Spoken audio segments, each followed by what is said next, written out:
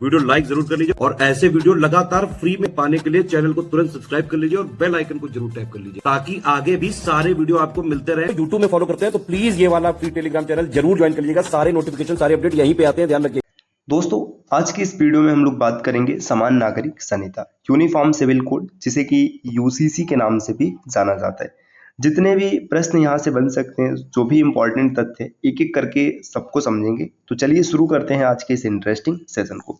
सबसे पहला प्रश्न तो यही आता है कि यूसीसी का वर्णन भारतीय संविधान में कहाँ पर है। तो देखिए, भारतीय संविधान का भाग 4 में डीपीएसपी है। डीपीएसपी का अनुच्छेद 44 ये जिक्र करता है यूनिफॉर्म सिविल कोड को, मतलब समान नागरिक संहिता। समान नागरिक संहिता लागू करने वाला पहला राज्य गोवा रहा था। लेकिन देखिए, जब गोवा ने इसे लागू किया था तो उस समय वो पुर्तगाल के अधीन था। तो पुर्तगाल के अधीन रहकर इसने लागू किया था। तो अगर अभी स्वतंत्र की बात करेंगे तो स्वतंत्र भारत में सबसे पहले इसे उत्तराखंड ने लागू किया है। और ओवरऑल अगर देखा जाए तो उत्तराखंड दूसरा राज्य बनेगा।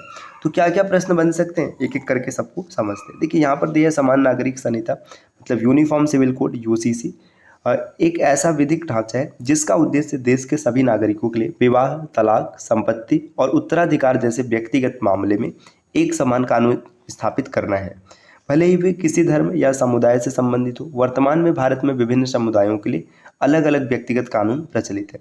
जैसे आप उदाहरण के तौर पर ये समझ सकते हैं, हिंदू मैरिज एक्ट उसमें अलग प्रावधान है और मुस्लिम मैरिज एक्ट में अलग प्रावधान है। तो अब क्या होगा कि जब यूसीसी लागू हो जाएगा तो प्रत्येक धर्म, वर्ग, समुदाय के व्यक्तियों के लिए समान कानून रहेगा। 6 फरवरी 2024 को उत्तराखंड विधानसभा में समान नागरिक संहिता विधेयक 2024 पेश किया गया। तो देखिए, अभी ये लेटेस्ट डेटा है तो आपको डेट भी याद रखना चाहिए, 6 फरवरी 2024। इस दिन क्या किया गया कि उत्तराखंड विधानसभा में इसका विधेयक पेश किया गया। इसके बाद क्या होता है, विधेयक के लिए एक मसौदा 4 खंडों तथा 740 पृष्ठों में उच्चतम न्यायालय की सेवानिवृत्ति न्यायाधीश रंजना प्रकाश देसाई की अध्यक्षता वाली 5 सदस्यीय समिति द्वारा तैयार किया गया था। इसका जो मसौदा 4 खंडों में था, 740 पृष्ठ थी और एक सेवानिवृत्त न्यायाधीश थे रंजना प्रसाद देसाई, इनकी अध्यक्षता थी और 5 सदस्य थे। इस समिति द्वारा प्रस्तुत किया गया। 27 जनवरी 2025 से उत्तराखंड समान नागरिक संहिता लागू हो गई। मतलब जो देखिए 27 जनवरी 2025 ये भी डेट याद रखना है। इस दिन से उत्तराखंड में समान नागरिक संहिता लागू हो गई है। उत्तराखंड स्वतंत्र भारत का पहला राज्य बन गया। देखिए, स्वतंत्र भारत शब्द का अगर प्रयोग किया जाएगा तो पहला राज्य बोला जाएगा, क्योंकि गोवा में जब लागू हुआ था तो पुर्तगालियों के अधीन था, जहां पर समान नागरिक संहिता लागू की गई है। उत्तराखंड के बाद गुजरात समान नागरिक संहिता यानी यूसीसी लागू करने वाला देश का दूसरा राज्य बन जाएगा। ठीक है, उत्तराखंड पहला है, इसके बाद गुजरात दूसरे नंबर पे। बात स्वतंत्र भारत की हो रही है। ठीक है, अब यहाँ पर तथ्य दिया है उत्तराखंड में समान नागरिक संहिता यूसीसी 2024 की ऐतिहासिक यात्रा। ऐतिहासिक यात्रा का मतलब किस किस दिन कौन सी घटनाएं होती हैं, तो ये सभी डेट आपको याद रखने। क्यों? क्योंकि अभी करंट की बात है तो डेट से भी प्रश्न बन सकता है।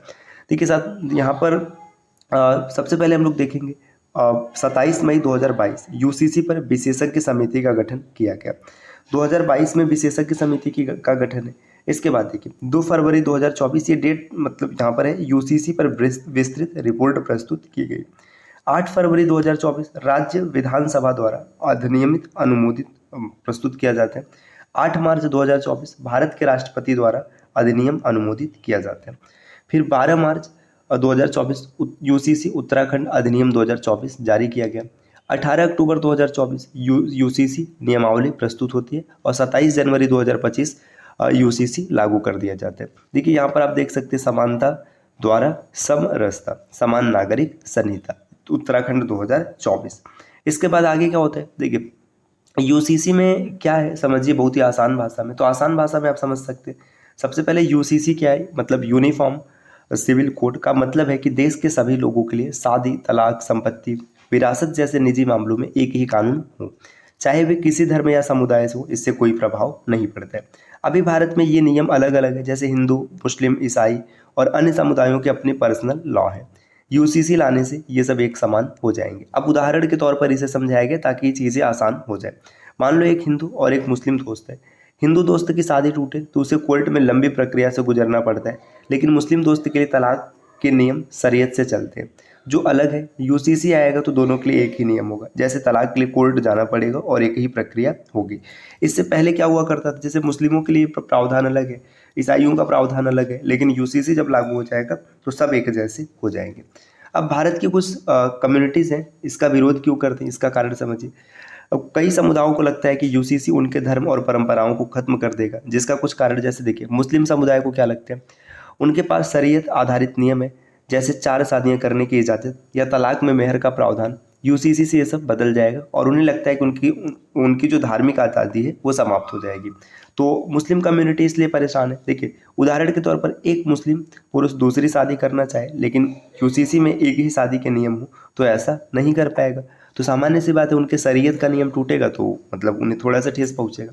ईसाई और पारसियों के देखिए, ईसाइयों के तलाक और पारसियों के संपत्ति के नियम उनकी परंपराओं से जुड़े। यूसीसी ये सब खत्म कर सकते हैं और उनकी पहचान पर असर पड़ सकता है। उदाहरण, एक ईसाई को तलाक के लिए चर्च की जरूरत होती है, यूसीसी में ये शर्त हट सकती है। आगे देखिए कि आदिवासी समुदाय, इनके अपने रिवाज है, जैसे संपत्ति बेटियों को देना। यूसीसी में ये सब बदल सकता है और उनकी संस्कृति को भी नुकसान हो सकता है। उदाहरण, एक आदिवासी परिवार में जमीन माँ के नाम है, लेकिन यूसीसी में बेटा बेटी को बराबर नियम आए तो ये परंपरा टूटेगी। भावनात्मक डर, अब देखिए भावनात्मक डर क्या है, कुछ को लगता है कि यूसीसी बहुसंख्यक हिंदू नियम थोपने की कोशिश है, जिससे डर और विरोध भी बढ़ता है। तो सामान्य तौर पे ये सभी प्रावधान यहाँ पर बताया गया कि अलग अलग कम्युनिटी या फिर हिंदू कम्युनिटी से कुछ जैसे आदिवासी समुदाय है, तो उनको मतलब क्या डर है, क्यों डर है, आपने चीज़ों को विशेष तौर पर समझ लिया।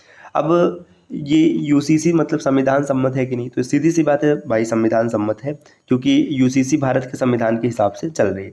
संविधान का जो अनुच्छेद 44 है, इसमें साफ साफ लिखा है कि राज्य पूरे भारत के नागरिकों के लिए एक समान नागरिक संहिता लागू करने की कोशिश करेगा। ये नीति निर्देशक तत्व जो कि डीपीएसपी है, directive principle of state policy, इसे आयरलैंड के संविधान से लिया गया, इसी का हिस्सा है। इसका जिक्र हम लोगों ने स्टार्ट में भी किया है, जो सरकार को देश को बेहतर बनाने के लिए दिशा निर्देशित करता है। मतलब यूसीसी लाना संविधान की भावना के अनुकूल है, लेकिन ये अनिवार्य नहीं है, ये सरकार की मर्जी पर छोड़ा गया। देखिए, जो फंडामेंटल राइट्स है, मूल अधिकार या मौलिक अधिकार की बात करें तो इसे 2 पार्ट्स में डिवाइड किया गया था। आपने देखा था, एक पार्ट क्या था, एक पार्ट फंडामेंटल राइट था जिसे लागू करना अनिवार्य है। दूसरा पार्ट है डीपीएसपी। अब डीपीएसपी राज्य चाहेगा तो लागू करेगा, अन्यथा लागू नहीं करेगा। तो भाई यूसीसी वहाँ पर है अनुच्छेद 44 में, तो राज्य भी इसको लागू कर रहा है।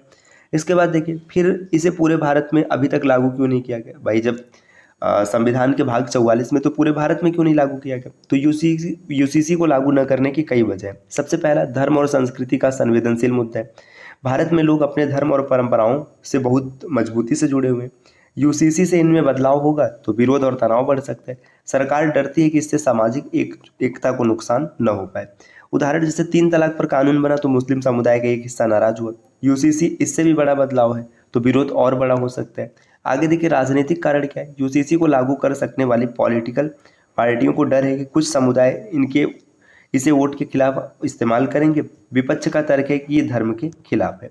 उदाहरण, जैसे बीजेपी ने यूसीसी का वादा किया, लेकिन पूरे देश में लागू करने से पहले उत्तराखंड जैसे छोटे राज्य में टेस्ट कर रही है। अब कानूनी और व्यवहारिक दिक्कतें क्या होगी। देखिए, एक ऐसा विधान बनाना जो 140 करोड़ लोगों और सैकड़ों समुदायों के लिए एक फिट हो, बहुत मुश्किल है। हर समुदाय की परंपराएं अलग है और सबको खुश करना मुश्किल है। बहुत ही सामान्य सी बात है कि भारत में सैकड़ों से अधिक कम्युनिटीज़ हैं, मतलब छोटे छोटे समुदाय, आदिवासी, जनजाति। तो उन सबके लिए अगर आप एक कानून की बेड़ियों में बांधने की कोशिश करेंगे, थोड़ा सा दिक्कत आएगा। समय और सहमति की कमी। यूसीसी के लिए सभी दलों और समुदायों के लिए की सहमति होनी चाहिए, जो अभी नहीं है। बिना सहमति के इसे लागू करना अराजकता फैलाने जैसा है।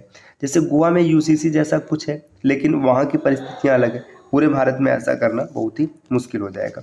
अब देखिए, यहाँ पर इस नियम में से किन लोगों को छूट मिलेगी, है ना। देखिए, अनुसूचित जनजातियों पर नियमावली की प्रयोज्यता, समान नागरिक संहिता उत्तराखंड जो 2024 है कि धारा 2 में साफ साफ बताया गया कि भारत के संविधान के अनुच्छेद 366 के खंड 25 के सहपठित अनुच्छेद 342 के अंतर्गत निर्धारित किसी भी अनुसूचित जनजाति के सदस्यों एवं ऐसे व्यक्ति या व्यक्तियों के समूह जिनके परंपरागत अधिकार भारत के संविधान के भाग 21 के अंतर्गत संरक्षित है, उन पर यह नियमावली लागू नहीं होने वाली। मतलब जो अनुच्छेद जो भाग 21 के तहत जिनके संविधान सुरक्षित किए गए, उन पर यूसीसी लागू नहीं होगा। अब निष्कर्ष की बात देखा जाए कि यूसीसी क्या है। देखिए, यूसीसी संविधान में सुझाया गया एक अच्छा विचार है, लेकिन इसे लागू करना आसान नहीं होगा। ये ऐसे है जैसे एक स्कूल में सबके लिए एक ड्रेस कोड लाना। आइडिया अच्छा है, पर कुछ बच्चे अपनी पसंद की ड्रेस छोड़ने को तैयार ना हो तो समस्याएं हो सकती। भारत में अभी तक सरकारें इसे टालती आई है, क्योंकि ये बहुत बड़ा और जटिल बदलाव होने वाला है। तो देखिए दोस्तों, यूसीसी से जुड़े जितने भी फैक्ट्स थे सब आपने समझ लिया अच्छा तरीके से। आपको कोई भी दिक्कत नहीं होगा, किसी भी प्रकार का प्रश्न बनेगा आप आसानी से इसे सॉल्व कर पाएंगे। तो अभी कुछ जानकारी मतलब बात करते हैं, अगर आप पीसीएस या फिर आरओ जैसे एग्जाम की प्रिपरेशन कर रहे हैं। देखिए, अगर आप पीसीएस प्रीलिम्स और मेंस की कंप्लीट सिलेक्शन वाली प्रिपरेशन करना चाहते हैं तो आप स्टडी फॉर सिविल सर्विसेज के बैच को फॉलो कर सकते हैं। देखिए 2000 ये बैच यहाँ पे कुछ बताया गया, जो यूपी पीसीएस मेंस 2024 के पैड ग्रुप से ये 30 मार्च से स्टार्ट हो जाएंगे। अब इसमें क्या क्या मिलेगा, यूपी पीसीएस मेंस का कंप्लीट स्टडी मटेरियल रहेगा, जीएस 1 to 6 तक। प्राइस है 7,800 रुपये। अगर आपको जनरल हिंदी और स्टडी मटेरियल प्राप्त करना है पैड ग्रुप का तो 1,500 रुपये प्राइस है। 80 दिनों का जो आंसर राइटिंग ग्रुप है, इसमें आंसर मॉडल के बिना रहेगा तो इसकी प्राइस है 4500 रुपये, और अगर आप आंसर मॉडल के साथ लेना चाहेंगे तो 5500 रुपये। अगर निबंध लेखन का ग्रुप आपको ज्वाइन करना है तो 3500 रुपये में हो जाएगा। यूपी पीसीएस मेंस जीएस का टेस्ट सीरीज अगर आपको लेना है तो देखिए यहाँ पे आपको एकदम एग्जैक्ट टेस्ट वाली मतलब एग्जाम वाली फीलिंग आएगी। इसके बाद अगर आप 2025 को टारगेट करें, देखिए 2025 के लिए ना आपको कंप्लीट बैच मिलेगा, आप यहाँ पर देख सकते हैं। अब अगर आप इनमें से किसी भी प्रकार के बैच को परचेस करना चाहते हैं तो आपको कुछ नहीं करना है, ये जो नंबर दिख रहे हैं आप इन पर कॉल या फिर व्हाट्सएप कर जानकारी प्राप्त कर सकते हैं। अब देखिए यहाँ पर संविधान में यूसीसी से संबंधित अन्य महत्वपूर्ण तथ्य। देखिए संविधान के लिए मूल अधिकारों का मसौदा तैयार करने के क्रम में उप समितियाँ जैसे BR अम्बेडकर, KM मुंशी, मीनू मसानी ने यूसीसी में अपने मसौदे को शामिल किया था। उप समितियों ने मूल अधिकारों को वाद योग्य और वाद अयोग्य की श्रेणियों में विभाजित किया। यूसीसी वाद अयोग्य श्रेणी है, मतलब इसके खिलाफ आप कोर्ट में नहीं जा सकते। 1961 में जब गोवा भारत का हिस्सा बना तो वहाँ औपनिवेशिक युग की समान नागरिक संहिता लागू की गई, तब यह एक केंद्र शासित प्रदेश था। गोवा 1867 ईस्वी में पुर्तगाली नागरिक संहिता के आधार पर समान नागरिक संहिता का पालन करता है। 1862 ईस्वी में गोवा, दमन दीव यहाँ पर देखिए क्या हुआ, नागरिक संहिता बनाए रखने को सुरक्षित रखा गया। अब इसके बाद देखिए यहाँ पर बताया गया है कि विभिन्न देश जिनमें समान नागरिक संहिता का अधिग्रहण किया गया। देखिए सऊदी अरब है, तुर्की है, Indonesia, France, Germany, Japan, Nepal, Azerbaijan, Canada, यहाँ पर यूसीसी जैसी चीज़ें चलती हैं। तो भाई हर जगह चलता है तो फिर सामान्य सी बात है कि अपने देश में भी चल सकते हैं। देखिए समान नागरिक संहिता क्या है कि यदि किसी व्यक्ति का साथी विदेशी नागरिक हो तो फिर क्या प्रावधान होंगे। देखिए इसको थोड़ा सा जूम करते हैं ताकि भाई आप यहाँ पर चीज़ों को समझ पाएँ। देखिए यहाँ पर दिया गया कि यदि किसी व्यक्ति का जो साथी विदेशी नागरिक है, हाँ, यदि एक साथी उत्तराखंड का निवासी है तो विवाह, तलाक, लिव इन और संबंधित मामलों के लिए ये नियम होंगे। विरासत या उत्तराधिकार के लिए संहिता का भाग 2 और नियम संयुक्त रूप से मतलब अधिक जो नियम बन सकते वो बनेंगे। देखिए आगे क्या कहते हैं कि यूसीसी के नियमों के तहत पंजीकरण करने से उत्तराखंड में निवास या भारतीय नागरिकता का प्रमाण पत्र मिल सकता है। यह नियम केवल विवाह, तलाक, लिव इन रिलेशनशिप के लिए पंजीकरण का रिकॉर्ड रखते हैं, न कि नागरिकता या फिर निवास का प्रमाण पत्र देते हैं। आगे देखिए यहाँ पर क्या दिया गया कि निषिद्ध संबंध क्या है। देखिए ये करीबी पारिवारिक संबंध होते हैं, जैसे रक्त संबंध, गोद लिया हुआ, विवाह से जुड़ा। इसमें कुछ शर्तों को छोड़कर विवाह की अनुमति नहीं होती है। आगे यहाँ पर क्या ये नियम राज्य के बाहर रहने वाले उत्तराखंड के निवासियों पर लागू होगा। क्योंकि उत्तराखंड का कोई भी निवासी राज्य के बाहर हो तब भी यूसीसी के तहत व्यक्तिगत पारिवारिक मामले उस पर पूरी तरीके से लागू होंगे। मतलब अगर आप उत्तराखंड के वहाँ पर यूसीसी चल रहा है तो भारत के किसी भी क्षेत्र में आप रहेंगे आप पर भी यूसीसी लागू होगा। अब देखिए यहाँ पर कुछ और तथ्य दिए गए, जैसे समान नागरिक संहिता 2024 उत्तराखंड अधिनियम। देखिए उत्तराधिकार के मामले में पुरुष और महिला को समान अधिकार होंगे। ऑनलाइन इच्छा पत्र अपलोड, संशोधन और पुनः सत्यापन की सुविधा होगी। पैतृक संपत्ति में महिलाओं को के अधिकार संरक्षित होंगे। अब यहाँ पर देखिए समानता की बात करेंगे तो नागरिकों के लिए समान अधिकार सुनिश्चित करना, चाहे वे किसी भी धर्म के हो। सरलता की बात करें तो व्यक्तिगत कानूनों की जटिलता को सरल बनाना, ये इसका मतलब मुख्य विशेषता या उद्देश्य है। आधुनिकीकरण और सशक्तिकरण। यहाँ पर विवाह के लिए पात्रता, पुरुषों की न्यूनतम आयु 21 वर्ष और महिलाओं की 18 वर्ष होगी। दोनों पक्ष मानसिक रूप से स्वस्थ और विवाह की अनुमति देने में सक्षम हो। दोनों में से किसी के पास जीवित जीवन साथी नहीं होना चाहिए।